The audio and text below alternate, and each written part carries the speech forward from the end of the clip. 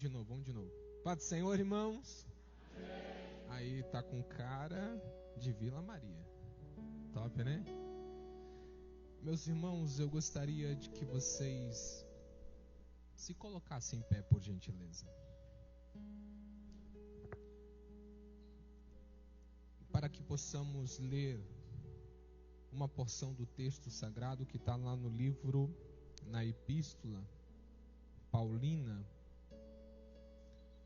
2 Timóteo capítulo 2,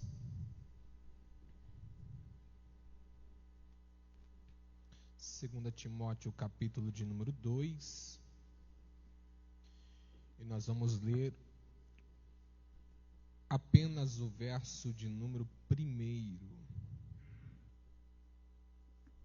Aí. 2 Timóteo capítulo de número 2, apenas o verso de número 1. Quem encontrou o texto sagrado, diga amém.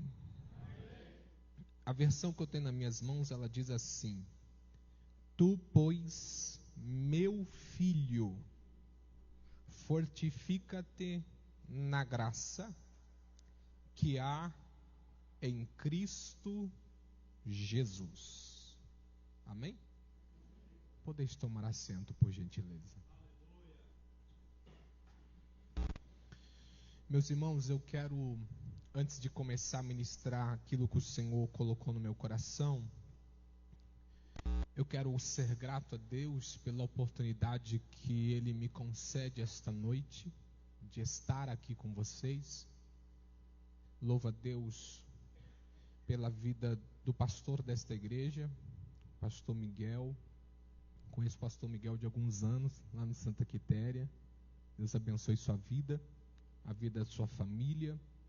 Louvo a Deus também pela vida da liderança dos adolescentes. Com isso eu já quero parabenizar os adolescentes. Coral Filhas, não é Filhas de Sião, né? Não é, né? Eu Shaddai. É que vocês estão com uma outra... tá emprestado, entendi. Parabéns, Deus abençoe. Fabiano, obrigado pela oportunidade, tá? Deus abençoe sua vida. Eles serão futuros Coral Filhas de Sião. Quem crê nisso? Amém, né? Agora ficou legal. Maravilha. Fico muito feliz de ver amigos aqui. Vi a Vanessa ali. Já cumprimentei o William. Foram amigos, trabalhamos juntos nas regionais da UMADS. O Leonardo estava aqui também. Ao querido irmão que me referenciou. Eu lembro, foi o pastor Natanael que indicou mesmo. Verdade, estava começando a trabalhar com ele na UMADS. Foi uma bênção. E estou muito feliz, né, que estou com o povo ali da Fazendinha. Leandro, Érica, Josafá, Fernanda. Que bênção, Deus abençoe a vida de vocês, tá bom? Eu e a minha esposa, daqui, minha esposa, ficamos muito felizes. Quem quer ouvir a palavra de Deus, diga amém. Que bom que você falou amém. Porque você vai ouvir a voz de Deus mesmo. E se você concordou que você quer ouvir a voz de Deus, a palavra de Deus, eu te aconselho a prestar muita atenção naquilo que o Senhor tem para o seu coração aqui esta noite. Até porque ontem eu estava ministrando numa congregação e eu disse a mesma frase que falarei agora. Sempre que eu recebo um convite para ministrar a palavra, a minha oração a Deus é: Senhor, dai-me a palavra que aquela igreja precisa. Até porque eu não saberia quais as pessoas que estariam aqui esta noite. Só que o dono da palavra sabe. E ele deu a palavra. A temática do texto, o tema de vocês, é uma temática muito interessante. Traz uma lição fundamental para os nossos dias atuais. Só que antes de começar a entregar aquilo que o Senhor ministrou no meu coração, eu sou de uma escola que explica que texto sem contexto é pretexto para heresia. Então eu preciso contextualizar aonde nós estamos inseridos em 2 Timóteo capítulo 2, versículo 1.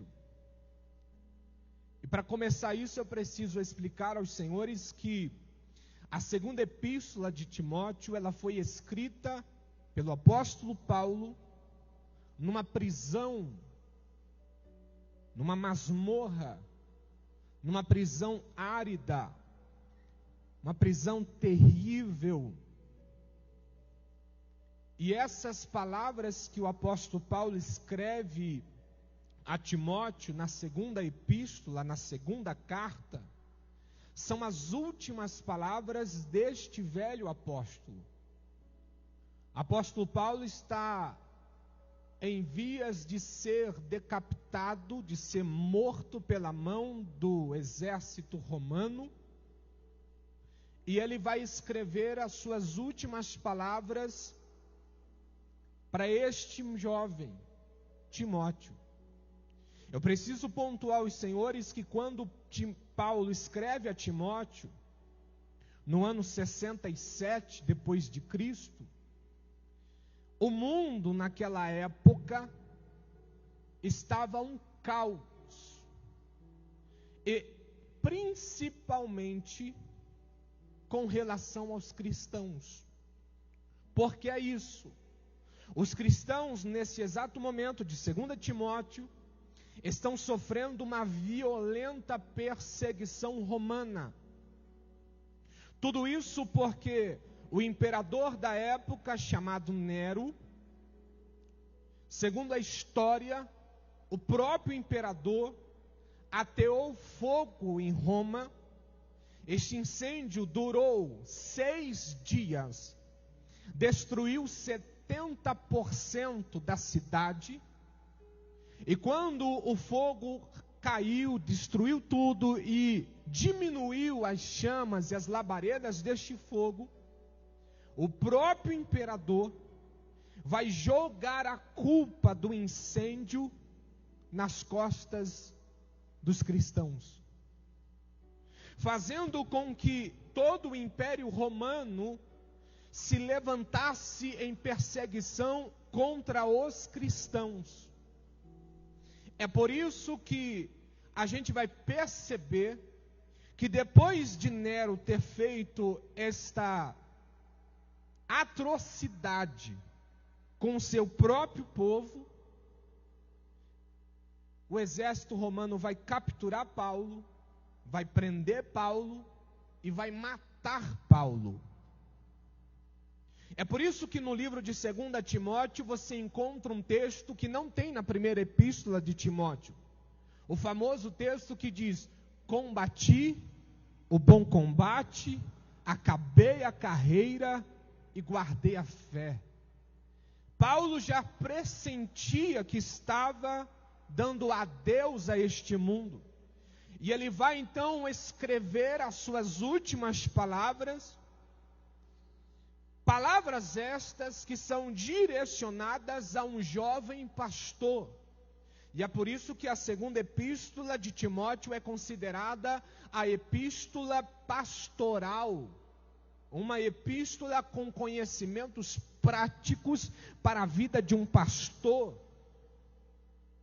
E quando a gente olha para 2 Timóteo, a gente vai perceber que esse texto traz para nós 4 assuntos importantes.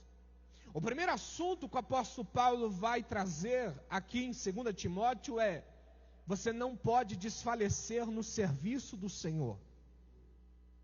Esse é o primeiro assunto. O segundo assunto que o apóstolo Paulo vai exortar a Timóteo é: eu preciso que você encare os sofrimentos da vida cristã e do trabalho de um evangelista. Tem que encarar esse sofrimento.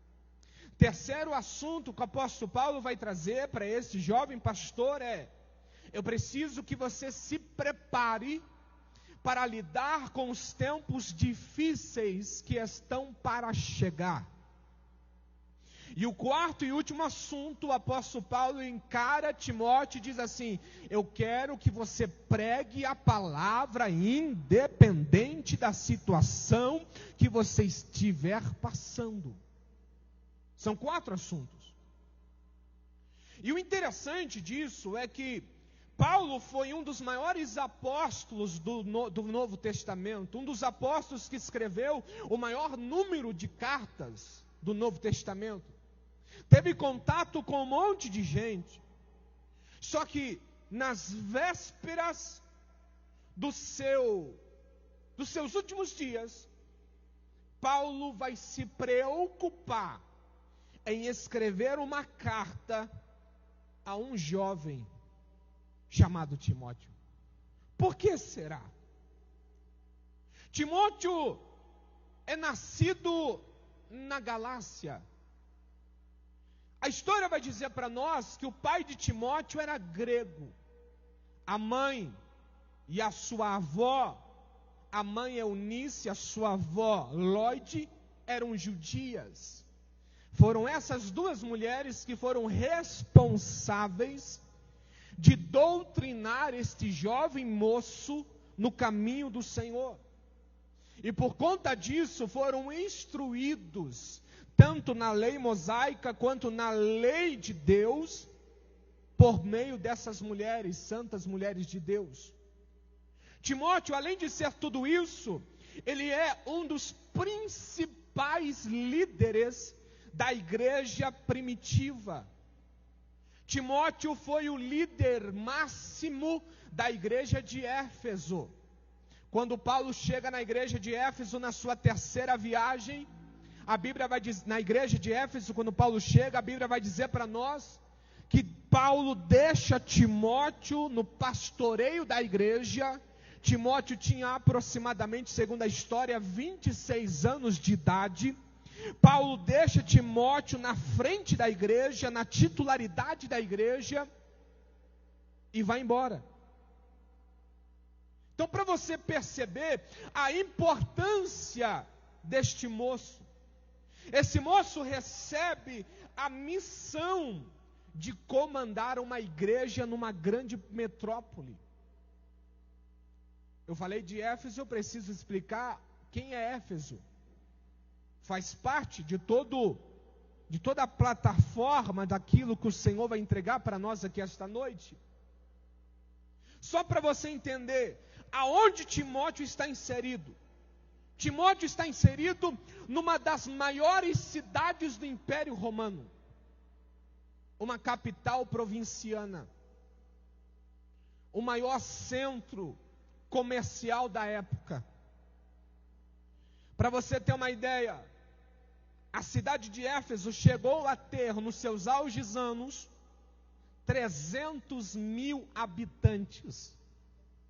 Aí você diz assim, mas Curitiba tem tantos milhões. É que você não entendeu. Lá na velha época, no velho continente, ter 300 mil pessoas numa cidade era uma metrópole gigantesca. A cidade de Éfeso chegou a ser a maior cidade do Império Romano, tirando Roma, que era o centro. Essa é Éfeso. E é onde Timóteo está. Éfeso é uma cidade tão bem estruturada, que Éfeso contém dentro da sua infraestrutura de cidade, uma das 7 maravilhas do antigo mundo. Como assim, Israel? Sim, é dentro da cidade de Éfeso que existe o templo da deusa Diana. Para vocês terem uma ideia, o templo da deusa Diana, ele era maior do que o Partenon dentro da cidade de Atenas. Era gigantesco. Esse templo, além de fazer parte da infraestrutura da cidade, trazia um memorial, uma cultura, uma religião poderosa para a cidade. Por conta disso, a cidade era repleta de palácios, repleta de casas luxuosas. Era uma cidade que tinha templos, além do templo de Diana, outros templos dedicados ao culto a Roma, ao imperador romano. Essa é a cidade de Éfeso. Essa cidade tinha a famosa biblioteca de Celso, de tão grande que era a cidade. A sua economia era baseada principalmente Na questão portuária, era à beira do porto de Éfeso, que tinham vários comerciantes, vários armazéns. E outro detalhe interessante, o segundo pilar da economia de Éfeso era a religião. Por conta do templo da deusa Diana, artesãos, tecelões, artistas ganhavam muito dinheiro por conta do culto à deusa Diana. Era uma cidade idólatra, uma cidade que tinha um sucesso econômico que fazia com que os seus cidadãos fossem hedonistas, fossem amantes do mundo, fossem amantes das coisas terrenas. Essa é a cidade onde o jovem Timóteo está pastoreando a igreja. Eu nem preciso dizer para vocês que o fato de ter um templo da deusa Diana, que era maior do que o Partenon de Atenas, fazia com que essa cidade fosse um culto, uma cidade ocultista, paganista, uma cidade onde abrigava as suas maiores cerimônias. E aí eu preciso dizer aos senhores, as cerimônias à deusa Diana não eram um culto igual esse aqui. As cerimônias à deusa Diana fazia parte de sacrifícios. Atividades promíscuas aconteciam dentro do templo da deusa Diana. A cultura religiosa trazia com que atos de bruxaria aconteciam dentro da cidade. O povo era um povo idólatra, praticante de artes mágicas, de artes místicas, atividades pecaminosas. Paulo coloca Timóteo nessa cidade. Aí você vai pensar comigo assim, poxa, mas Paulo, sendo mentor de Timóteo, joga Timóteo na fogueira. Paulo morou em Éfeso por 3 anos. Lá no livro de Atos dos Apóstolos, capítulo 19, você vai perceber que quando Paulo chegou na cidade de Éfeso, diz a Bíblia que houve um grande reboliço na cidade. Houve um grande avivamento na cidade. Houve um derramamento do Espírito Santo de uma forma tão fervorosa na cidade, que lá no livro de Atos dos Apóstolos, capítulo 19, versículo 11, a Bíblia diz assim: Deus fazia milagres extraordinários por meio de Paulo na cidade de Éfeso. Havia um temor tão grande na cidade de Éfeso, que o historiador Flávio Joséfo diz para nós, nos seus livros, que os feiticeiros da cidade de Éfeso, quando se encontravam com Paulo, havia tanto poder na presença de Paulo, que a Bíblia vai dizer para nós, que além dos milagres extraordinários, aqueles feiticeiros jogavam fora os seus livros de magia. Flávio Joséfo vai mais a fundo e diz assim, que os feiticeiros iam na praça da cidade, pegavam os livros de magia e queimavam na presença de todas as pessoas. É isso que Deus faz quando Ele desce numa cidade. É isso que Deus faz. E por conta disso, a cidade de Éfeso tornou-se poderosa nas suas obras cristãs. Por conta disso, a cidade de Éfeso tornou-se uma igreja fervorosa, que era uma igreja potente. Era uma igreja que trabalhava e trabalhava muito. Você vai ver no livro de Apocalipse, no capítulo 2, que a primeira carta escrita às 7 igrejas da Ásia é exatamente para a igreja de Éfeso. E o anjo da igreja de Éfeso, ele escreve e diz assim: conheço as tuas obras. E o texto diz ainda mais: o seu trabalho árduo, a sua perseverança, E se você continuar estudando um pouco mais a carta escrita à igreja de Éfeso, você vai perceber que a igreja de Éfeso era poderosa na liturgia da palavra, era poderosa no ensino bíblico, era poderosa na teologia sagrada, era poderosa em obras, era poderosa em milagres. Era uma igreja onde o espírito dos nicolaítas não sobrevivia. Era uma igreja que combatia a heresia, combatia os falsos mestres, combatia os falsos cristãos, combatia os falsos profetas. Era uma igreja potente. Essa é a igreja de Éfeso. Essa é a igreja onde o apóstolo Paulo deixa Timóteo como pastor. Só que Paulo vai embora. E Paulo, infelizmente, por conta de todas as atrocidades que Nero fez, é capturado por Roma. E ele é sentenciado à morte. Mas antes de morrer, Paulo escreve a carta de 2 Timóteo e ele dá vários conselhos a este jovem. E os conselhos deste jovem, os conselhos desse apóstolo, os conselhos mencionados no livro de 2 Timóteo, são conselhos para evitar aquilo que aconteceria com a igreja. Porque quando a gente olha para o livro de Apocalipse, no capítulo de número 2, no versículo de número 4, a gente vai perceber que algo aconteceu na igreja de Éfeso. O que aconteceu, pregador, na igreja de Éfeso? O senhor acabou de dizer que a igreja de Éfeso era uma igreja poderosa, era uma igreja pujante, uma igreja potente na palavra, potente no ensino. Sim, era uma igreja poderosa, era uma igreja pujante, era uma igreja que tinha aparência, que tinha presença. Se a gente fosse trazer para os nossos dias atuais, me permita, com toda a expressão, com todo o carinho, com todo o respeito que eu tenho a vocês e ao ministério que eu pertenço, parece a igreja que nós vivemos hoje, uma igreja centenária, uma igreja poderosa, uma igreja que está nos 4 cantos do país. Só que o que aconteceu com a igreja de Éfeso vai nos trazer algumas lições que vão nos referenciar aos conselhos do apóstolo Paulo. Pregador, fala logo que estou ficando ansioso. O que aconteceu com a igreja de Éfeso?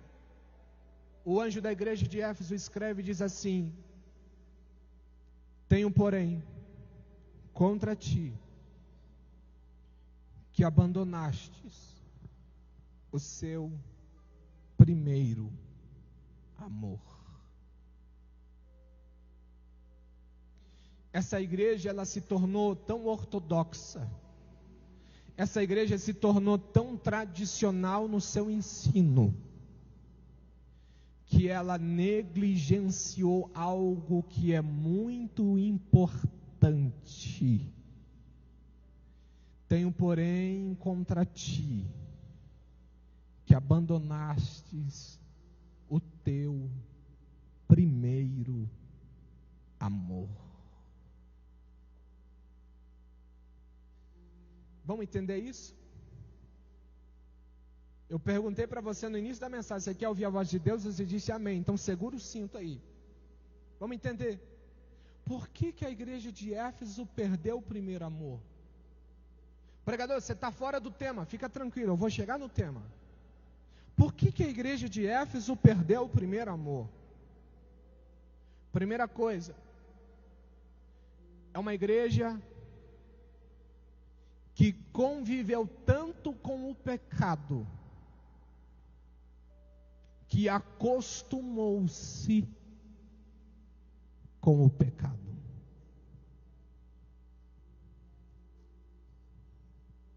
Uma igreja que tinha tanto convívio com as práticas ilícitas. Eu disse para você todo o background da cidade de Éfeso. Expliquei sobre o culto da deusa Diana. Expliquei sobre a idolatria da cidade. Expliquei sobre as práticas hedonistas. E essa igreja conviveu tanto com isso que acostumou-se. Uma igreja que, por se multiplicar a iniquidade, viu o amor esfriar. Eu trago uma palavra de Deus para você aqui esta noite. Cuidado para não se acostumar com o pecado que está à sua volta. Eu assumo essa tribuna diante de Deus, diante da autoridade de Deus. Essa tarde, enquanto eu ministrava, fazia toda essa conjuntura do texto bíblico, Deus me visitou e Deus falou: fala porque eu estou mandando. Cuidado para não se acostumar com o pecado que está à sua volta. É tanta coisa errada que acontece ao nosso lado, que de vez em quando a gente acaba aceitando com naturalidade uma quebra de princípio aqui, uma quebra de princípio ali, uma inversão de valores aqui, uma inversão de valores lá. Ah, mas está tudo bem, importante que está na igreja. Não, não está tudo bem não. O Deus da igreja ainda é santo, o Deus da igreja ainda é santo, o Deus da igreja ainda é santo.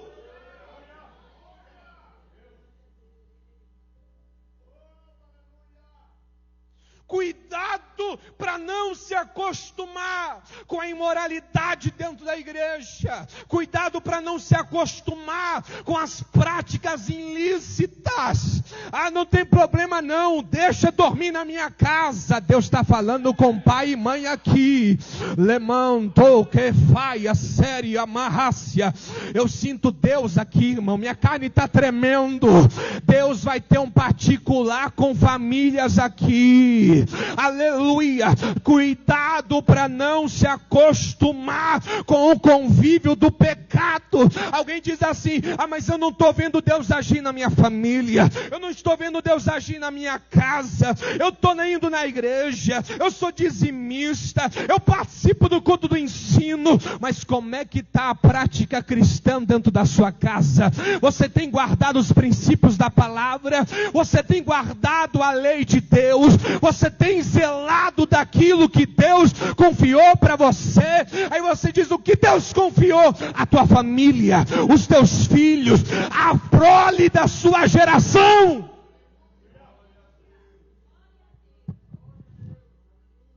Pregador, o que eu faço? Faça como Ló. Ló vivia numa cidade bem parecida com Éfeso, Sodoma e Gomorra. Irmão, a cidade era triste, mas era tão triste que a Bíblia vai dizer para nós que chegou 2 moços na cidade, 2 homens, e aqueles 2 homens foram recepcionados por Ló. Ló levou eles para dentro da sua casa. Só deixa eu dizer um detalhe aqui. Sabe por que Ló recepcionou os anjos? Ló recepcionou os anjos porque Ló era juiz da cidade. E todo juiz da cidade ficava na porta. Então quando Ló viu 2 homens diferentes daquilo que era habitual, ele disse: opa, isso aqui é diferente. Vamos lá em casa. Passa comigo lá em casa. Alguém na cidade espalhou a notícia. Você sabe que notícia espalha, né? Rapidinho, alastra. A Bíblia diz que a população, os homens daquela cidade, foram lá na porta da casa de Ló, bateram na casa de Ló e disse: Ló, nós queremos os homens que você está hospedando. Não, os homens que você está hospedando não, deixa eles aqui, eles são os meus convidados. Ló, traz eles para fora, Ló. Não, não vou trazer não. Ló, traz. A insistência foi tanta que Ló olhou na porta e disse assim: deixe os homens comigo, eu dou para você as minhas 2 filhas.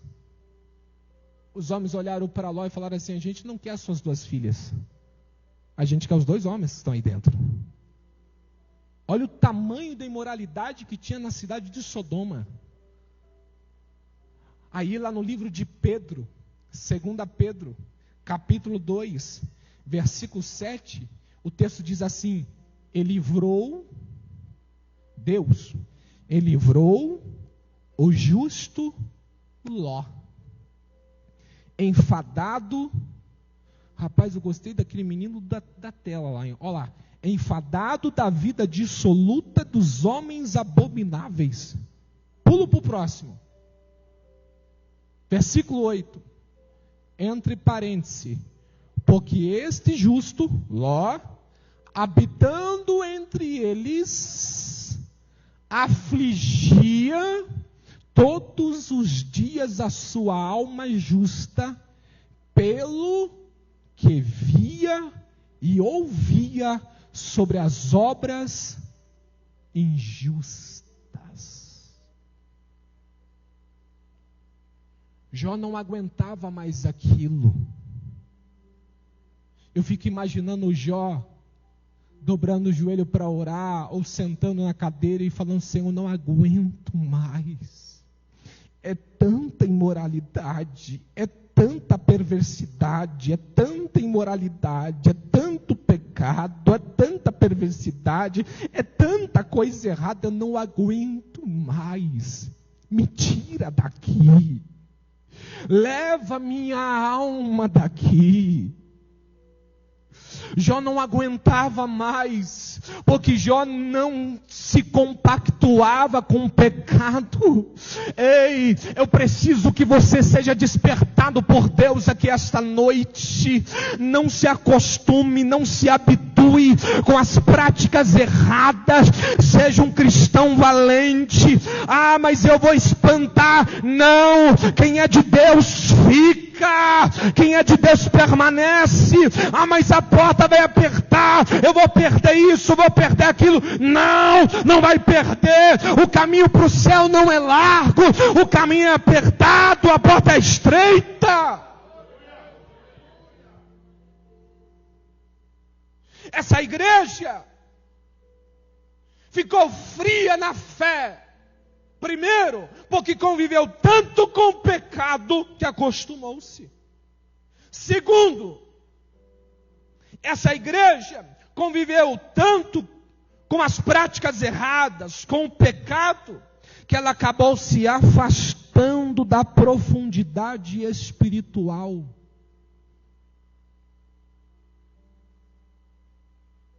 A Bíblia vai dizer para nós que quando o semeador semeia a semente em terras pedregosas, a semente cai, ela germina, ela brota, mas diz a Bíblia que vindo o sol, castiga aquele broto, a ponto de que aquele broto não aguenta e ele morre. Isso fala de uma geração que não tem profundidade com Deus. Canta bonito sobre Deus, fala bonito sobre Deus, expressa palavras bonitas sobre Deus, mas conhece zero de Deus. Pregador, eu acho que está equivocado.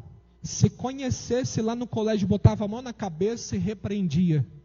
Se cai um demônio dentro da igreja hoje, todo mundo se assusta. Irmão, esses dias eu fui pregar num congresso. Eu vou falar isso. Eu fui pregar num congresso do círculo de oração. Termino de pregar a palavra. Quando eu coloco a igreja de pé, cai uma irmã endemoniada no meio do ciclo de oração. Foi aquele fuzuê todo dentro da igreja. Ué? Não são as irmãs do círculo de oração? É uma geração que não tem profundidade com a palavra. Conhece muito de internet. É ligada no 320. Conhece mais do que a gente. É uma geração que vive numa rapidez que o 4G já ficou defasado. Eu quero o 5G. E alguém diz para nós que lá na China já tem o 6G. De tão rápido que as pessoas querem. Elas querem as coisas para ontem. Elas querem as coisas para agora.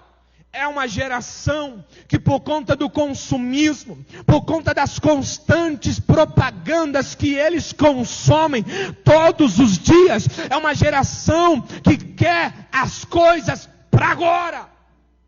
Esperar o tempo de Deus não é para essa geração. Não é. Eles querem agora. Alguém vai chegar e vai dizer assim: olha, você tem que esperar pelo menos uns 6 meses aí, para a gente ver se a gente vai te chamar para o cooperado. A gente vai perceber, a gente vai analisar a sua frequência. Não, eu quero agora, eu quero hoje. Não é agora. Tem o tempo de Deus. Só que a geração de hoje é uma geração, me permita, irmão, com toda a expressão de carinho e amor que eu tenho pela igreja, pela noiva do Cordeiro, mas essa palavra bateu em mim também. É uma geração de cristãos que são mimados com o oba-oba, do agora, do fast food. Colocou a comida no micro-ondas, em 15 segundos está pronto. Colocou a comida no air fry, em 15 minutos já está prontinha. É uma geração que ela dobra o joelho e diz: Senhor, me dá uma porta de emprego. Ela levanta e diz: cadê a porta? Não, as bênçãos de Deus têm um tempo certo para a sua vida. Não tenta acelerar o tempo de Deus para a sua vida. Ah, mas eu quero casar. Espera o tempo de Deus. Ah, mas eu quero ter um emprego bom. Espera o tempo de Deus. Ah, mas eu quero pregar na tribuna. Espera o tempo de Deus.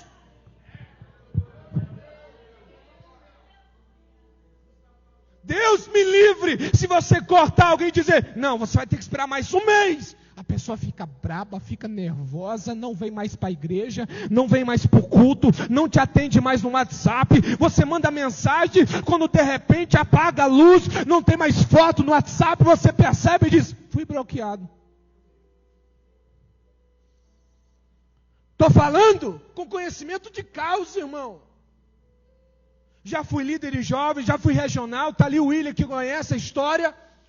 As pessoas não aguentam esperar, que é para ontem. E Deus, irmão, Deus é um Deus longânimo. Você quer, filho? Vai. Não quer esperar o meu tempo? Vai. Sofre a consequência. Bate a cara na parede. E aí ele vai. Viu? O pastor falou que tinha que esperar. Aqui eu estou bem. Passa 6 meses, está de volta no gabinete do pastor. Pastor, poxa, estou passando uma prova. Não quis esperar o tempo de Deus. Aprenda a esperar o tempo de Deus. Vai se aprofundando na palavra.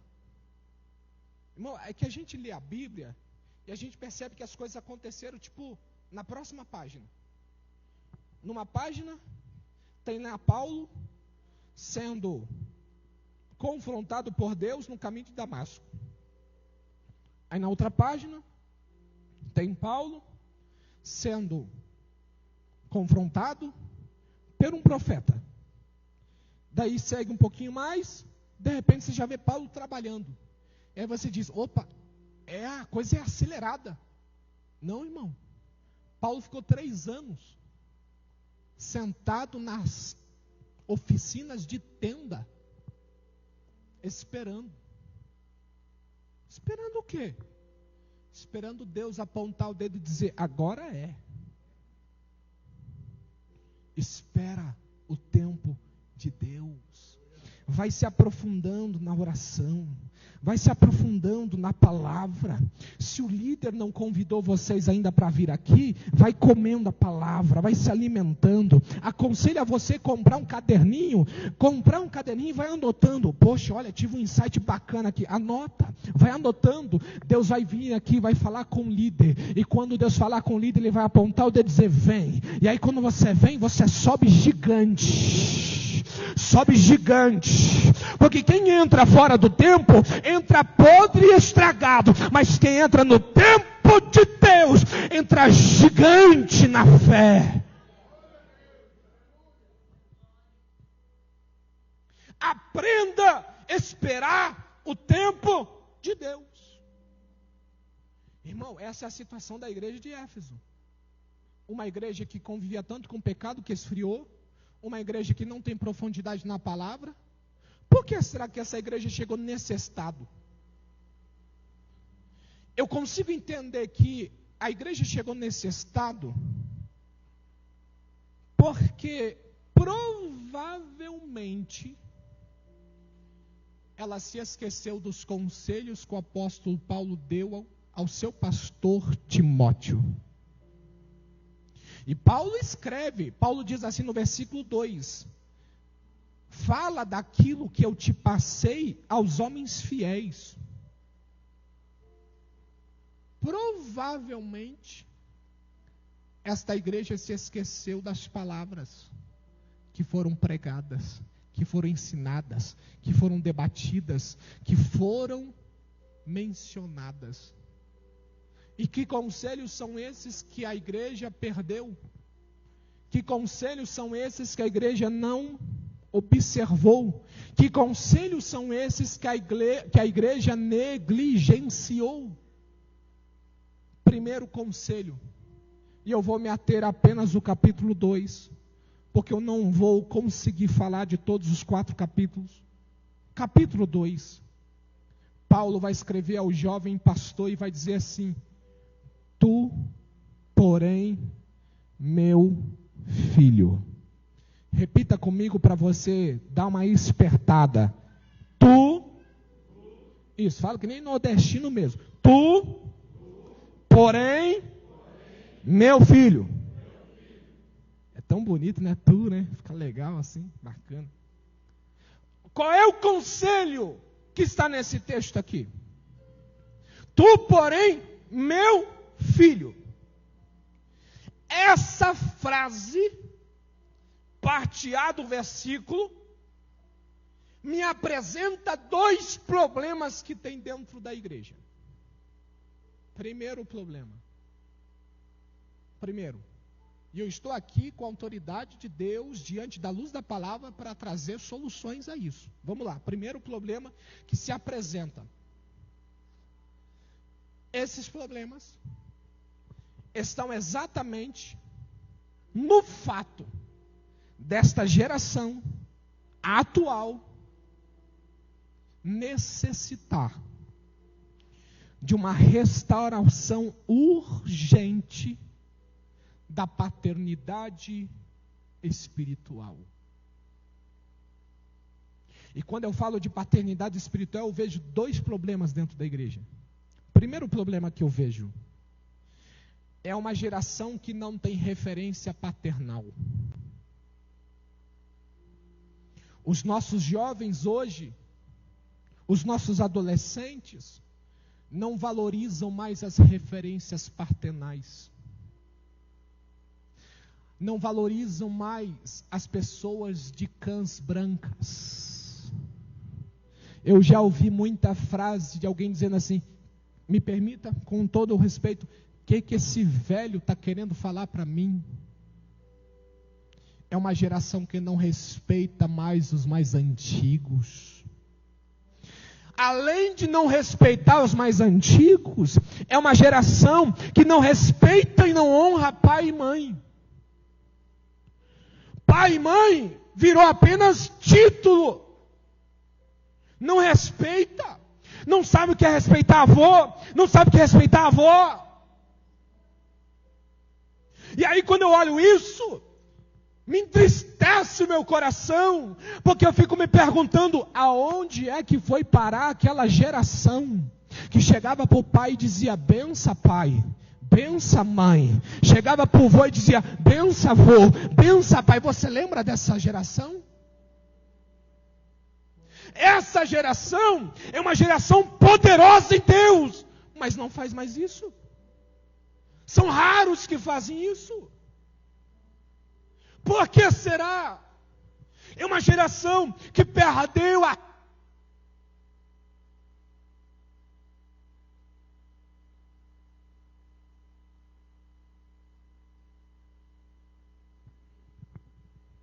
Mas vou continuar.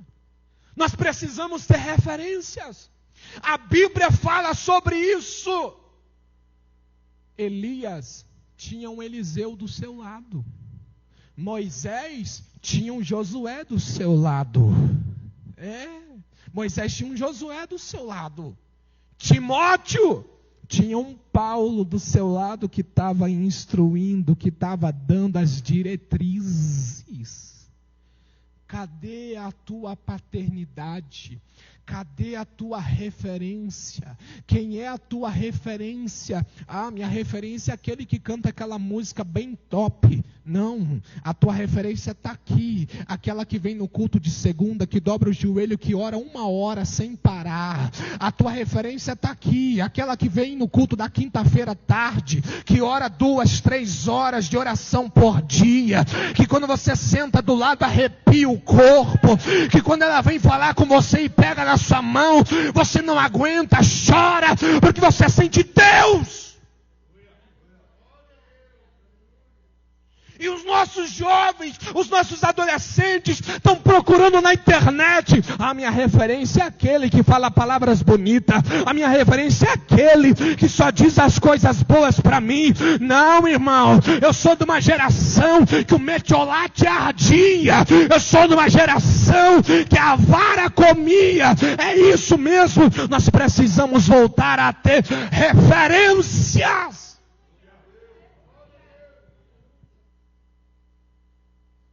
Senão, o que vai ser da igreja daqui 20 anos?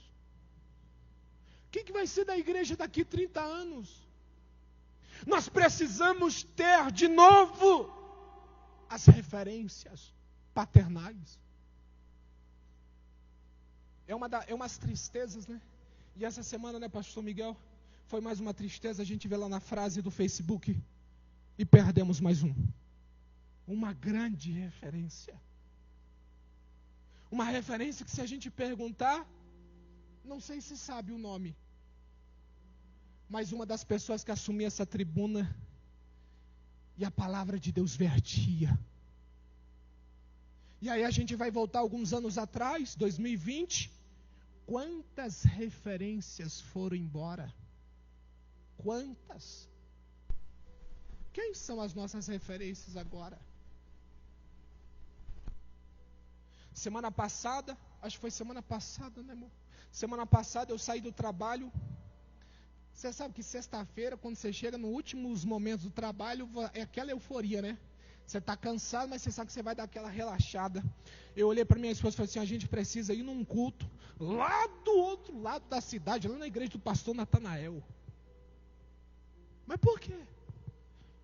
É porque tinha lá uma referência que ainda está de pé. Pastor Gilvan Rodrigues. Falei para minha esposa, eu vou lá, eu quero tirar uma foto com ele, porque ele foi a minha referência quando eu era jovem. Quem que é as suas referências? Quem que é as suas referências? Você ainda lembra dos conselhos do seu pai? Você ainda lembra dos conselhos da sua mãe? Tem gente que não tem mais o pai e chora sentindo falta dos conselhos. Segura que eu vou falar. E tem gente que tem o pai e negligencia os conselhos. Tem um empreendedor brasileiro, é um dos maiores empreendedores brasileiros. Ele não é cristão, irmão. Ele não vem aqui na frente. Ele não entra numa igreja assim como essa. Mas a fala dele diz que antes de grandes negócios ele sempre pegava o telefone e batia um fone, sabe para quem? Mamãe. Mãe, estou pensando fazer isso e aquilo, o que a senhora acha?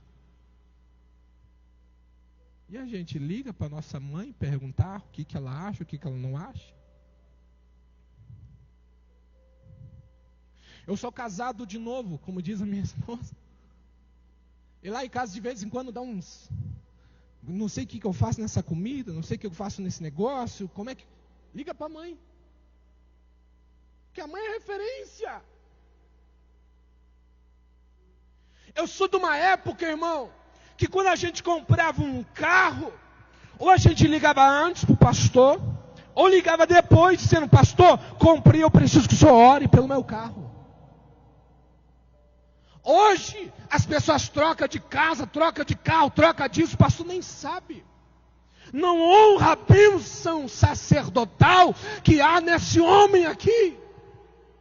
Irmão, se ele colocar a mão sobre você e te abençoar, haverá céu aberto sobre a sua vida.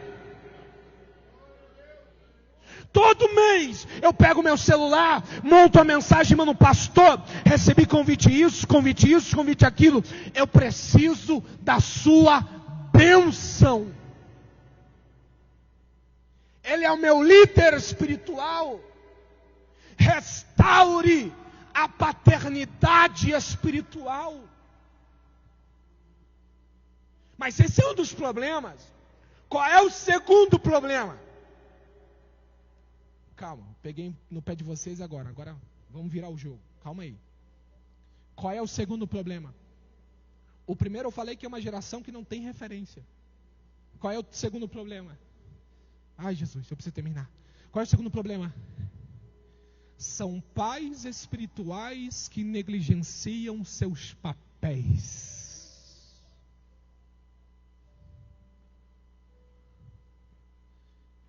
Irmão, isso aqui não está no Google não, irmão. Isso aqui veio daqui, ó. Deus quer falar com essa igreja especificamente. Pais espirituais que negligenciam seus papéis. É uma geração tão egoísta que só pensa nos seus próprios benefícios.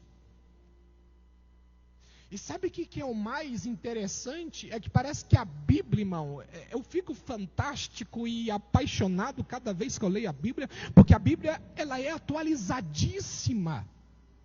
Paulo já estava prevendo isso. Paulo, no mesmo texto da segunda epístola de Timóteo, no capítulo 3, no versículo 1, ele começa dizendo assim: sabe, porém, que nos últimos dias sobrevirão tempos trabalhosos.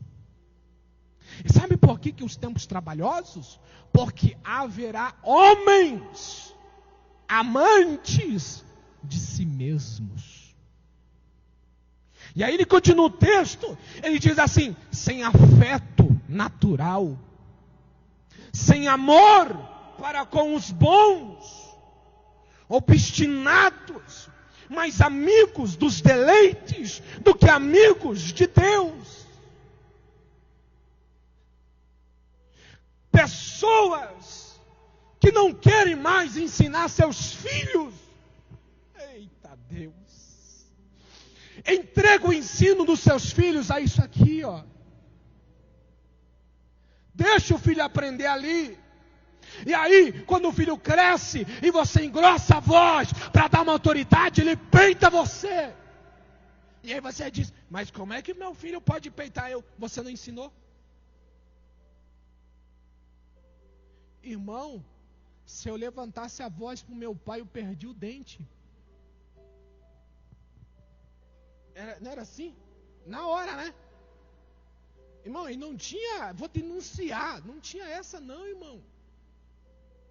Meu avô tinha fogão a lenha. Tem irmão aqui que sabe o que é fogão a lenha. Em cima do fogão a lenha tinha uma varinha. Ah, Jesus, quando ele ia para o fogão a lenha, pegava aquela varinha, pastor Miguel. Jesus amado. Pai e a mãe de vocês têm a varinha?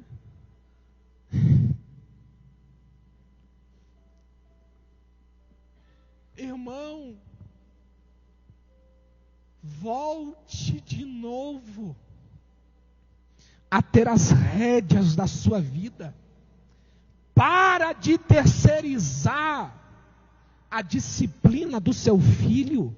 Você sabia que a Bíblia manda você disciplinar seu filho? Ai, não vou bater, é tão bonitinho.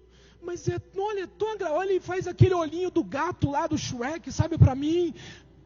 A Bíblia diz lá no livro de Provérbios, no capítulo 13, versículo 24, o que não faz uso da vara odeia o seu filho, mas o que ama desde cedo ou castiga. Pai e mãe, volte a ser um pai espiritual.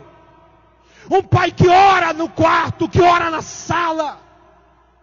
Um pai que quando o filho levantar de madrugada, que ele tem o prazer de ele olhar para a sala e ver você de joelhos chorando na presença de Deus.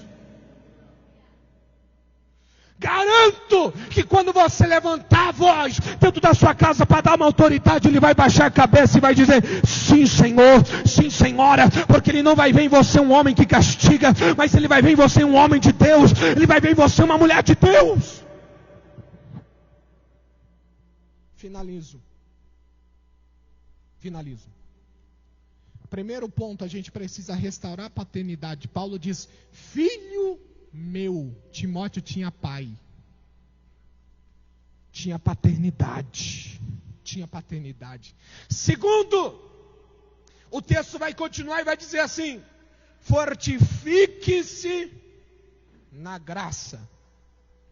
Sabe o que isso significa? Restaure o seu relacionamento com a graça. O próprio texto está apontando. A graça, sabe aonde está a graça? Em Cristo. Ele é a graça. E só existe uma forma de restaurar esse relacionamento. Só uma. E sabe qual é a forma de restaurar esse relacionamento? É você se aproximar da graça. A palavra fortifique-se no texto, a palavra ela significa ser forte, revestir-se com força, fortalecer, receber força, ser fortalecido, crescer em força. Já passou da hora da gente restaurar o nosso relacionamento com Deus. Ou você se agarra com Jesus, irmão, ou no balanço da vida você vai ficar pelo caminho. A gente está vivendo momentos tenebrosos. A gente está vendo o sistema mundano e diabólico tramando coisas gigantescas. O diabo não está brincando de ser diabo não, irmão.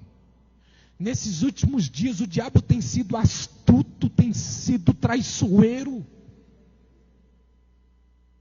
E sabe o que mais me entristece? É olhar para a igreja. Irmão, e eu prego quase todo mês em várias congregações. Minha esposa está aqui. A gente estava numa congregação ontem lá do outro lado da cidade. O que mais me entristece é ver cristãos negligenciando o seu relacionamento com Deus. Sabe o que é isso? Cristãos que não oram mais, cristãos que não jejuam mais, cristãos que não santificam mais, cristãos que não têm uma vida devota. Está na hora. Você precisa restaurar isso de novo. Paulo, quando escreve a epístola aos Efésios, ele está ensinando o apóstolo, o jovem Timóteo, pastor daquela igreja. Paulo orienta Timóteo. Paulo vai aconselhar Timóteo, considerando que o crescimento da perseguição é avassalador. Considera de outro lado o crescimento do esfriamento espiritual que há de vir sobre aquela igreja. E Paulo escreve a epístola aos Efésios no capítulo 6. E ele começa a dar conselhos para aquele jovem pastor. E ele diz: fortalecei-vos no Senhor e na força do seu poder. Revesti-vos de toda a armadura de Deus, para que possais estar firmes contra as astutas ciladas do diabo. Paulo explica, Paulo diz, porque você não tem que lutar contra a carne, não tem que lutar contra o sangue. A sua luta não é com o irmão do seu lado, a sua luta não é com a irmã do seu lado, a sua luta é contra potestades, principados, príncipes das trevas, hostes espirituais. Sabe quem são os principados? Principado é uma casta de demônios que atua nos governos. Você acha que sai governo e entra o governo que eles querem, por quê? Existe uma casta de demônios operando. Esses são os principados. Potestades. Potestades são as autoridades demoníacas que atuam debaixo das estruturas governamentais. Sabe aonde? Legislativo, judiciário, poderes abaixo do executivo.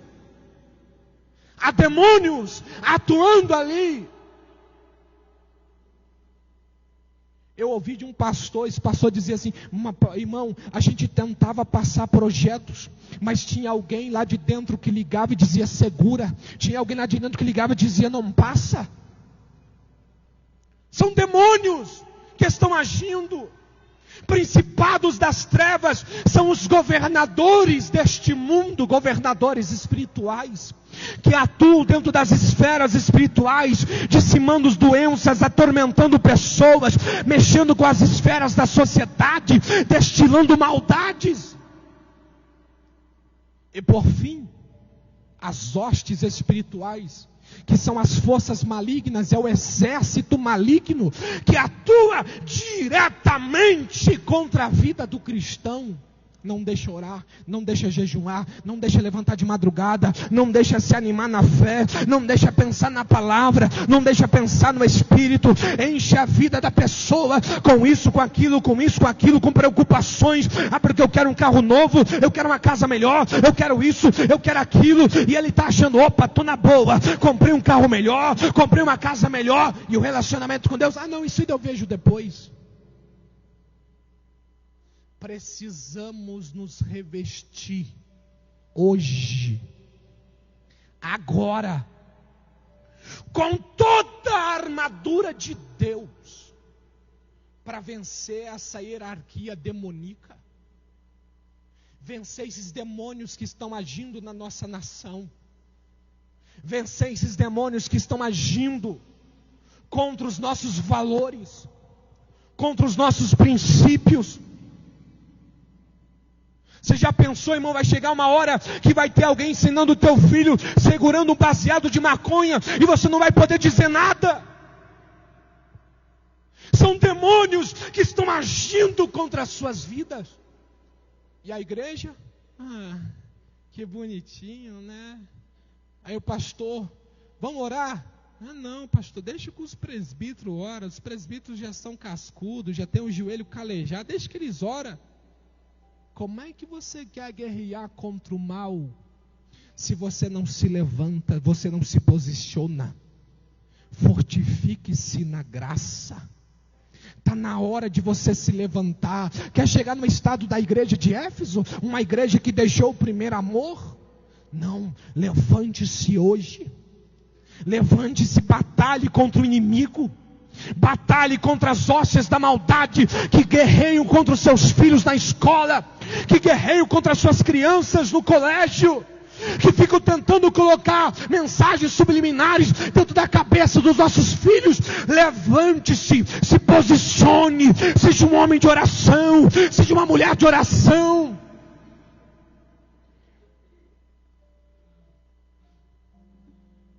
A palavra de Deus diz: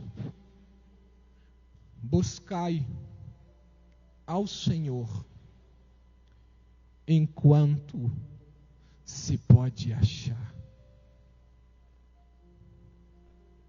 Invocai-o enquanto está perto.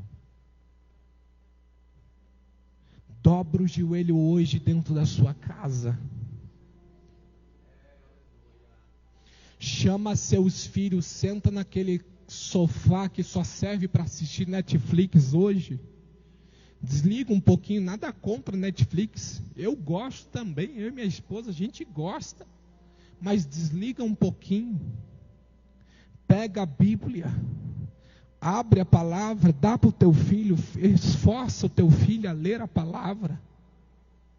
Explica aquela palavra. Mas eu vou explicar como, irmão? Tem módulo do ensinar dentro da igreja, tem escola dominical dentro da igreja, tem doutores da palavra aqui que pode te ensinar. Explica o texto. E se teu filho ficar com dúvida, fala, vamos orar juntos e vamos descobrir isso aqui juntos. Ora com o teu filho, segura na mão dele, irmão. Abraça ele, proteja ele. Você é pai, você é sacerdote, você é atalaia de Deus dentro desta casa.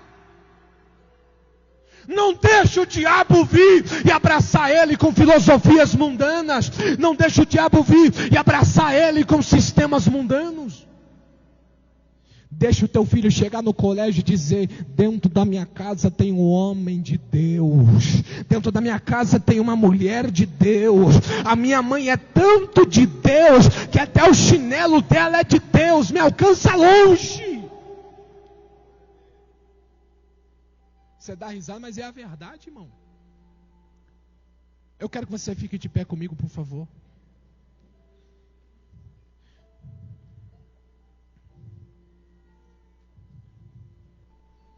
Livro de Jeremias, capítulo de número 29, versículo 13, a Bíblia diz assim: buscar-me-eis e me achareis,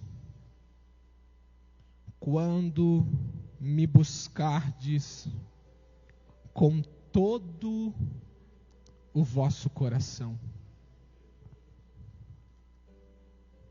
Não brinca não, irmão. Não brinca não. Se você soubesse o poder que tem uma oração diante de Deus, você começava a semear o teu futuro hoje. Você que é pai, você que é mãe, que tem seu adolescente aqui, se eu fosse você no momento da oração, eu vinha e abraçava ele e profetizava sobre a vida dele. Essa aqui vai ser mulher de Deus, vai ser mulher da casa, vai ser uma esposa de um varão de Deus, vai ser a esposa de um pastor, vai ser uma missionária. Para de entregar o ensinamento do seu filho para aquela professora da escola que gosta do mesmo sexo. Para, irmão. Seja homem de Deus, seja mulher de Deus. Eu não sei por que Deus está falando isso aqui hoje, mas eu não brinco. Há um propósito de Deus nisso aqui hoje. Só você que ouviu a palavra e você sentiu e você disse, a partir de hoje eu vou fazer diferente. Sai do seu lugar e vem aqui na frente. Vocês também, se vocês ouviram a palavra, sentiram Deus, vem aqui à frente. E se você é pai e mãe e quiser profetizar, vem, abraça e profetiza junto.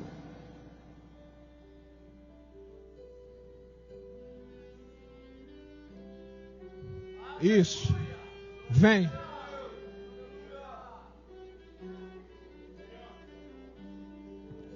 Aleluia. Aleluia. Há uma presença de Deus nesta casa. Há uma presença de Deus nesta casa. Eu sinto que Deus vai restaurar vidas aqui nesta casa. Eu sinto que Deus vai restaurar a paternidade espiritual dentro desta casa. Eu sinto que Deus vai restaurar a autoridade de pai e de mãe aqui dentro desta casa. Espírito de Deus, se tu está nesta palavra, ministra agora poder sobre estas vidas agora. Lamanto que levai a séria. Vem, vem louvando, vem louvando. Vem, Deus já está agindo aqui. Já estou vendo gente chorando aqui. Já estou vendo gente derramando lágrimas aqui. Vem, lamanto que leva a séria. Oh, Yamanda Hasseri Bacaravasúria. Uria Yasseri Onda Lavasúria.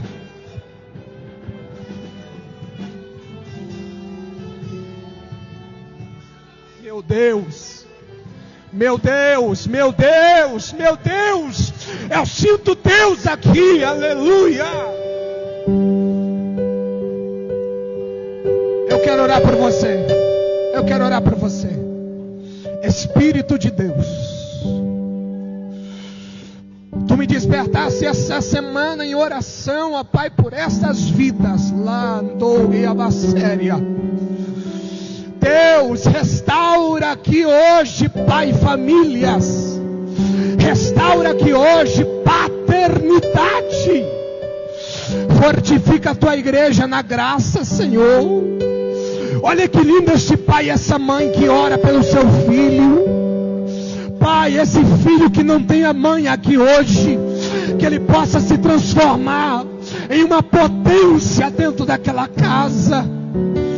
Senhor, eu oro por estas vidas e eu peço, ministra, Senhor, sobre eles a força do teu Espírito.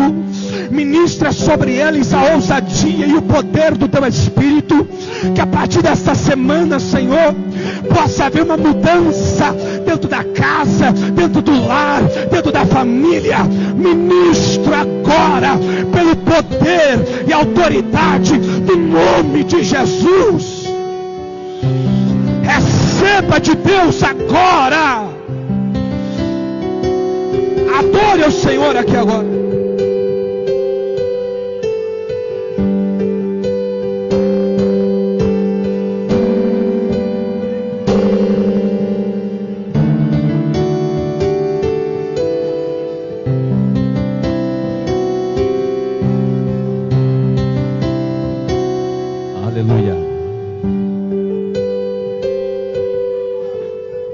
Aleluia.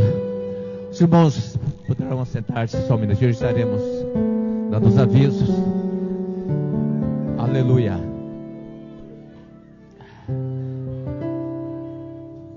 Resta nós agradecermos a Deus. Realmente Deus falou de uma maneira poderosa em nosso meio. Bem-aventurado vocês, todos nós que tivemos o privilégio de receber esta palavra nessa noite.